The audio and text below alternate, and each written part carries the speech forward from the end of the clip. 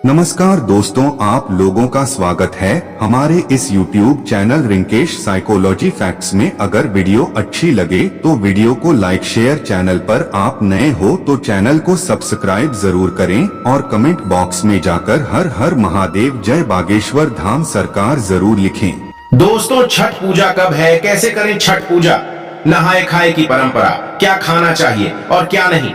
छठी मैया को 3 चीज कभी मत चढ़ाना, व्रत टूट जाता है। संतान को होते हैं कष्ट।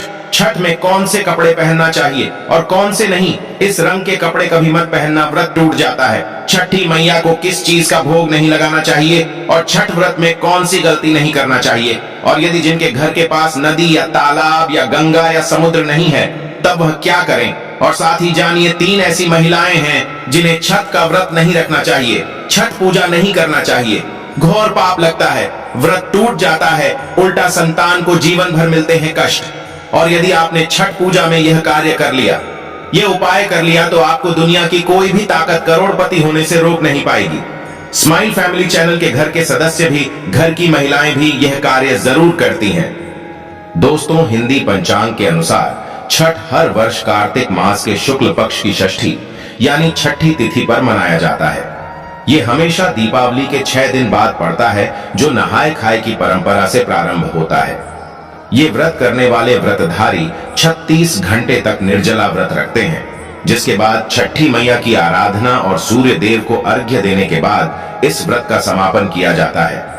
यदि संतान आपकी बार बार बीमार पड़ जाती है, सर्दी खांसी जुकाम, बार बार अस्पताल में बच्चा भर्ती होता है, उसके इंजेक्शन बार बार लगते हैं, बच्चों के शरीर पर सूजन आ जाती है, पैर में तकलीफ, शरीर में तकलीफ, तब ऐसे समय में उस स्त्री को छठ पूजा अवश्य करना चाहिए जिसकी संतान को कष्ट मिलते हैं। तब छठी मैया की कृपा से छठ माता स्वयं उस संतान की रक्षा करती है। छठी मैया बहुत प्यारी है, संतान की स्वयं रक्षा करती है, परिवार की रक्षा करती है, परिवार में कभी विपदाएं नहीं आती। छठी माता का हृदय इतना कोमल है जिसकी आप कल्पना नहीं कर सकते। खासकर संतान दीर्घायु होती है, परिवार खुशहाल होता है, जीवन भर इतना सुख घर में बरसता है जिसकी आप कल्पना भी नहीं कर पाएंगे। छठी माँ ब्रह्मांड की माँ है, संसार की माँ है, संतान की माँ है, जो सच्चे दिल से एक बार छठी मैया को प्रसन्न कर लेता है। समझो उसने 7 बार पृथ्वी की परिक्रमा कर ली, गंगा स्नान कर लिया, धार्मिक यात्रा कर ली, देवताओं की परिक्रमा करना माना जाता है। छठ पूजा 2024 शुभ मुहूर्त कार्तिक माह के शुक्ल पक्ष की षष्ठी तिथि 7 नवंबर को देर रात 12:41 पर शुरू होगी और 8 नवंबर को देर रात 12:34 पर समाप्त होगी। दोस्तों, सबसे पहले हम ये जानते हैं कि ऐसी कौन सी महिलाएं हैं जिन्हें छठ पूजा नहीं करनी चाहिए। लगता है घोर पाप और व्रत टूट जाता है, छठी मैया क्रोधित हो जाती है। हम यह भी बताएंगे माता को क्या चढ़ाना चाहिए, क्या नहीं, खाने में क्या खाना चाहिए और क्या नहीं। हम इस वीडियो में बारी बारी जानकारी बताएंगे, तो वीडियो आज की बहुत ही सुंदर है। अंत तक बन रहे। सुंदर सी वीडियो को पहले लाइक करें और हमारे चैनल को सब्सक्राइब जरूर करें। सच्चे दिल से कमेंट में लिखें, जय हो छठी मैया की। छठी मैया स्वयं आपकी संतान की रक्षा करेंगे। आपके घर में छठी मैया खुद चलकर आएंगी, माँ का होगा वास।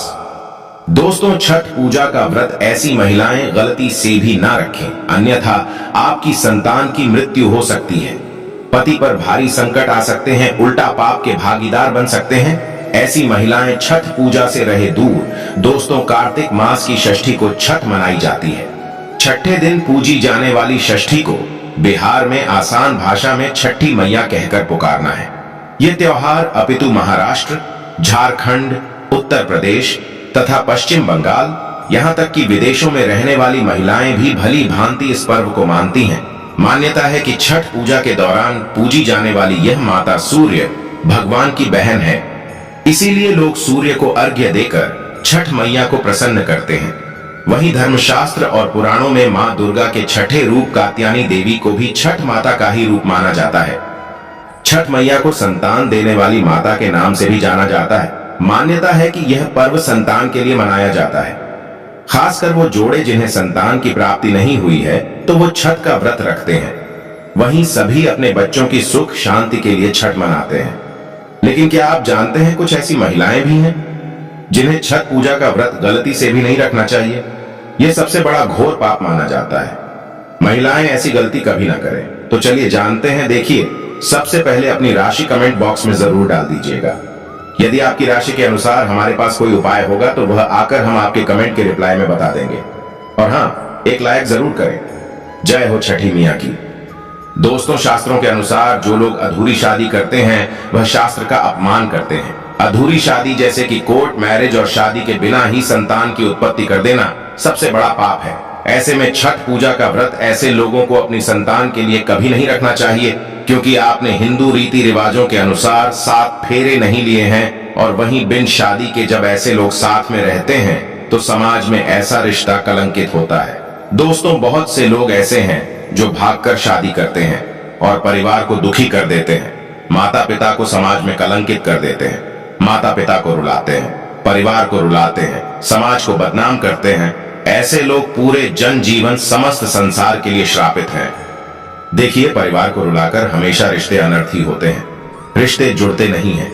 इसीलिए जो लोग भागकर शादी करते हैं और कोर्ट मैरिज कर लेते हैं, 7 फेरे नहीं लेते हैं, हिंदू रीति रिवाज के साथ शादी नहीं करते, विवाह नहीं करते, तो उनके लिए यह व्रत उचित नहीं है। 7 फेरे का मतलब होता है आपने अग्निदेव का आशीर्वाद लिया, 33 कोटि देवी देवता का आशीर्वाद लिया, माँ बाप का आशीर्वाद लिया, परिवार का आशीर्वाद लिया, समाज को सम्मान दिया। मतलब अब आप पूज्य योग्य हैं, आप भगवान की सेवा कर सकते हैं, आप कोई भी व्रत आदि घमंड के साथ कर सकते हैं। यदि जिस स्त्री को हल्दी न लगी हो, जिस पुरुष को हल्दी न लगी हो, ऐसा विवाह भी अशुभ होता है। शादी में हल्दी अवश्य लगना चाहिए, तभी ही आप व्रत आदि रख सकते हैं, पूजा पाठ कर सकते हैं, किसी भी मांगलिक कार्य में आप शामिल हो सकते हैं। इसीलिए ऐसी स्त्री किसी भी धार्मिक कार्य में तभी सफल व शामिल हो सकती है जब वह अग्नि के साथ फेरे ले ले। ऐसी शादी को ही शास्त्रों में सर्वश्रेष्ठ माना जाता है। ऐसे में अगर आपकी अधूरी शादी है तो आप छठ पूजा कभी ना करें। आपके ऐसा करने से छठी मैया का अपमान माना जाएगा और आपको पाप लग सकता है। दोस्तों, शास्त्रों के अनुसार इस व्रत को सच्चे मन से रखना चाहिए। अगर कोई महिला शौक में यानी बेमन से इस व्रत को रखती है तो उनके पति या संतान की मृत्यु या उन पर कष्ट आ सकते हैं। सच्ची श्रद्धा के साथ छठ पूजा का व्रत रखना चाहिए। इस व्रत के सफल होने से संतान सुख की प्राप्ति होती है, संतान को कष्ट कभी नहीं आते। छठी मैया करती है रक्षा, घर परिवार होता है खुशहाल जो लोग छठ पूजा करते हैं। तो छठी मैया उनके इर्द गिर्द, उनके घर के आसपास सदैव घूमती रहती है, उनकी रक्षा करती है, उनकी संतानों की रक्षा करती है। जो बांझ महिलाएं हैं उन्हें संतान सुख की प्राप्ति देती है। लेकिन सच्चे हृदय से ही माता को पुकारें। दोस्तों, छठ पूजा करने से सैकड़ों युगों के फल की प्राप्ति होती है। परिवार में सुख, समृद्धि, धन की प्राप्ति होती है। छठी मैया की पूजा से सभी मनोकामनाएं होती हैं पूरी। वहीं कुंवारी कन्याएं और पुरुष भी छठ पूजा कर सकते हैं। छठ पूजा का फल कई लाख गुना प्राप्त होता है। इससे व्यक्ति के सभी पाप खत्म हो जाते हैं और सुख समृद्धि की प्राप्ति होती है। छठ पूजा का व्रत पूरा करने से स्वयं छठी मैया आपके पूरे घर की रक्षा करती है। दोस्तों, अब यह भी जान लेते हैं कि छठ मैया को ऐसी कौन सी 3 चीजें हैं जो नहीं चढ़ानी चाहिए, भयंकर पाप लगता है। दोस्तों, नंबर 1, सूर्य भगवान को अर्घ्य देने के लिए तांबे का लौटा ही प्रयोग करें, लेकिन भूलकर भी चांदी, स्टील, शीशा और प्लास्टिक के बर्तन से अर्घ्य नहीं देना चाहिए, इससे व्रत टूट सकता है।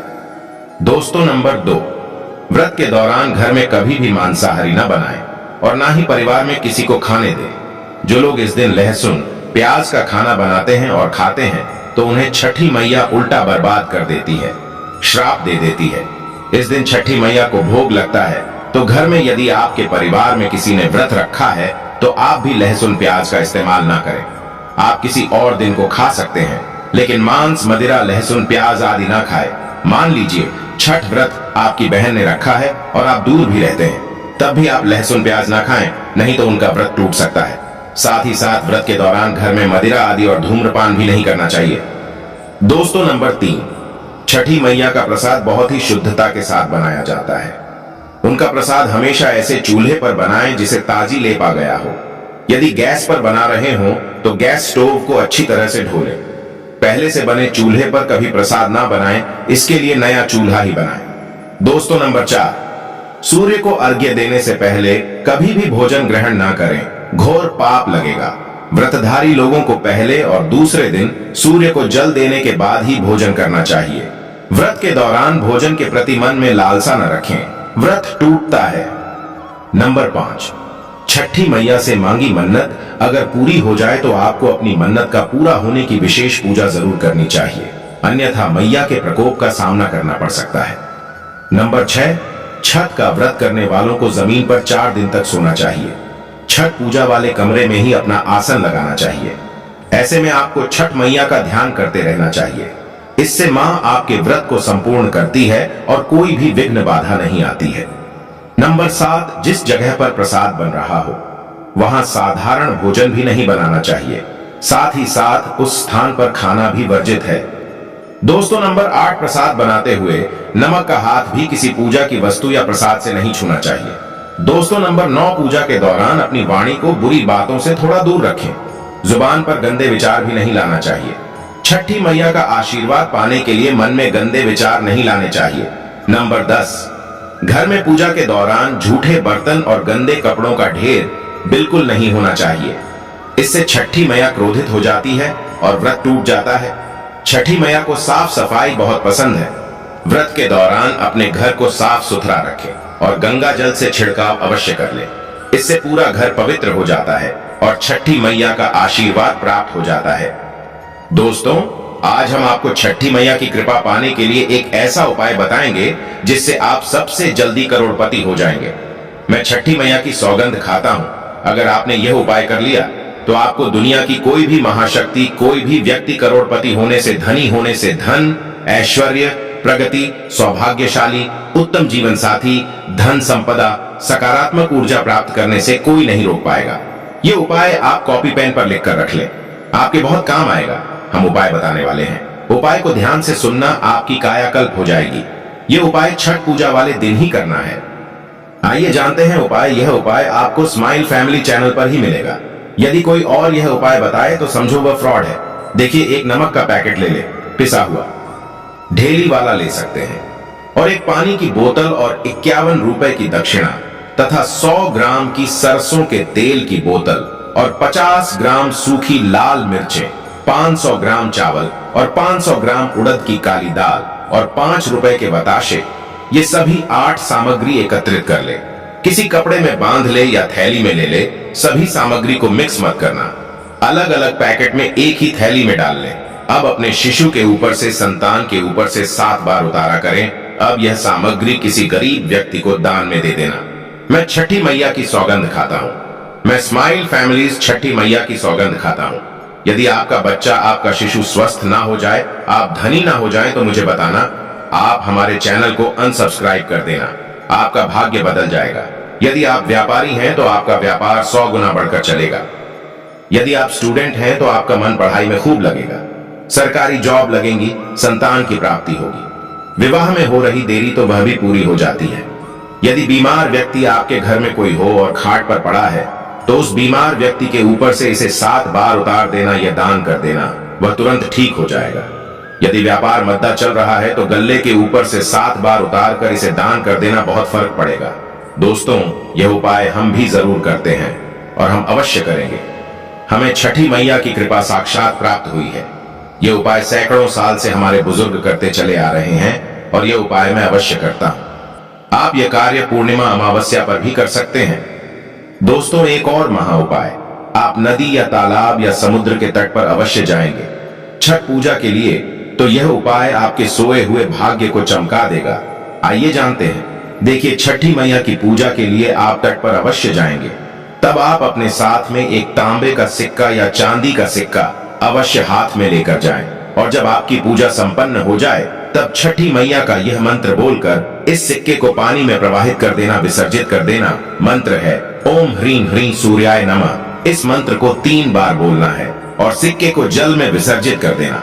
फिर आप देखना, लंबे समय से जो परेशानी चली आ रही थी वह दूर हो जाएगी। लंबे समय से जो घर में बीमारी थी दूर हो जाएगी। लंबे समय से घर में जो गरीबी थी, किसी का श्राप लगा था, संतान बीमार है, वह ठीक हो जाएगी। आपके जीवन में ऐसा परिवर्तन आएगा जिसकी आपने कल्पना भी नहीं की होगी। ये बहुत ही गुप्त उपाय है, किसी को बात कर ना करें, चुपचाप करें। छठी मैया बहुत प्रसन्न होती है। यदि आप यह उपाय किसी को बताना चाहते हैं तो आप कॉपी पेन पर उसे लिख कर दे दें। आप उसे ना बोले। बड़ा विशेष चमत्कारी उपाय है यह सिक्के का। यह उपाय बहुत ही गुप्त उपाय है, आपको रंग से राजा बना देगा। बस इस उपाय का ढिंढोरा ना पीठे गुप्त तरीके से कर देना। दोस्तों, आप में से कौन कौन छठी मैया का आशीर्वाद पाना चाहता है तो सच्चे दिल से कमेंट बॉक्स में लिखे जय हो छठी मैया की। छठी मैया के लिए एक लायक तो बनता है।